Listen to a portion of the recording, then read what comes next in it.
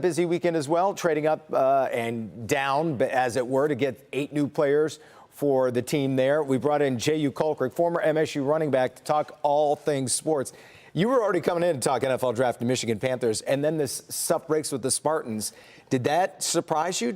Yeah, it absolutely did. It was mid-afternoon yesterday when my phone just started going off, and people reaching out about Keon and Peyton in the portal, and it's huge news for Spartan football. What do you when you read into this a little bit? Is it as simple as maybe they lost their job in spring practice and they are moving elsewhere, or is this the head coach trying to shake things up? I don't know. I don't have a definitive answer on it. I think it could be a combination of both things. It's. I know Keon, know him well. He's been on our podcast. This is Sparta MSU.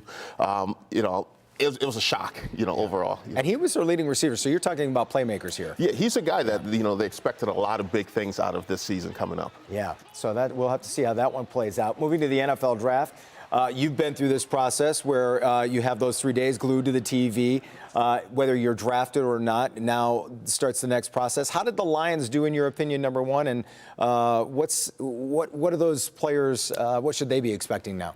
First, if I'm a Lions fan, I'm excited about this draft here. I think the running back, I really like him. He has traits. He could be a little bit like Christian McCaffrey is in San Francisco. And the linebacker, Campbell, I think he's going to be a stud. He's going to be a guy he's not going to be a splash, a sexy pick like, people wanted, but he's going to be that guy that's going to be consistent like a Luke Kuechly was for the Carolina Panthers. Oh, yeah, a perennial All-Pro there. And it was pretty savvy. The interesting thing was, I think their first 5 or 6, they got criticized on the first night, but it turns out they kind of got all their guys they wanted, maybe just in a strange order. Yeah, just not in the order that they wanted, but they filled that need at tight end that they really wanted to do. So I think it's going to be a strong season for them.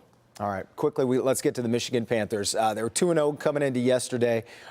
This is an exciting season, and you do the color analysis on the radio.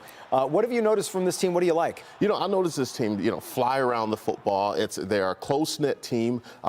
For the way that the league is, they've gelled really well with each other so far. And it was exciting feeling at Ford Field last night. Going the first 2 games wasn't as crowded, but this was the crowd was electric at Ford Field. Yeah, we had Josh in studio last week, and from what I could tell yesterday, it just looked like he didn't have much time to throw the ball. No, not at all.